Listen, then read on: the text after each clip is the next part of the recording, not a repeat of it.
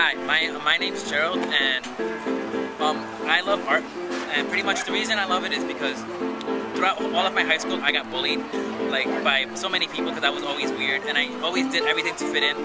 But then I met one teacher and he pretty much changed my whole life.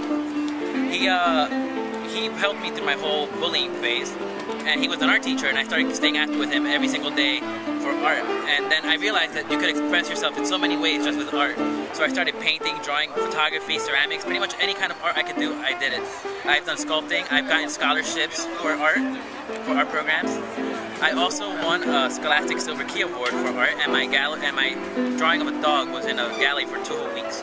And that was pretty awesome because a lot of people entered and only a few people won, and I was lucky enough to win. What I want to do with art for my life is I want to become a teacher, because what they did for me helped me express everything that I've ever did.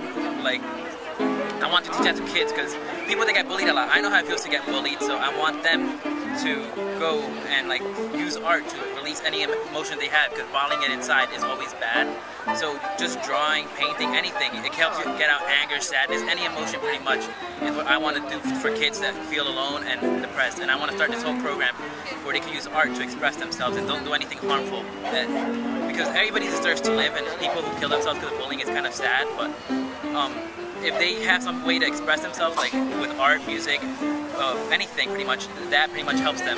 And that's what I want to do with art. Yeah. If someone gave you $1 million to start your program, what would it look like? Or how would you use the $1 million? I would pretty much buy a big art studio, and I would... Like, in the city?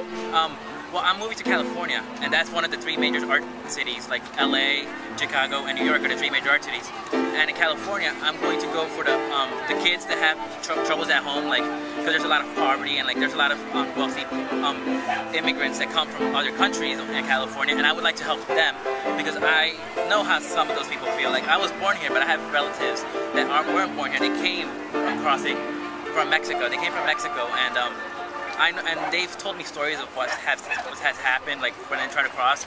And the kids sometimes are brought against their own will. So I want to create this big program. Like, I want it to be very open, like with trees and sunlight going inside, so a lot of glasses, and I just want them to feel like relaxed, like they're in their own place, their own world. Because that's pretty much what I do when I start drawing. I'm in my own world, and everybody should have their own world where they can be happy and themselves. Yeah. Would you ever start a program on the border between Mexico and U.S.? I would love to do that, because there is many differences between the art of Mexico and the U.S. because I was a translator over the summer for foreign exchange students from Mexico that were majoring in art, and I was translating, and their work has much more color. It's more alive than ours. Is more like structural. We follow certain rules, and with them in Mexico, their art is like all out of everywhere, and I really would like to create a program there just because people could like exchange ideas and create a whole new kind of art. Yeah. Thank you, that's beautiful. Yeah.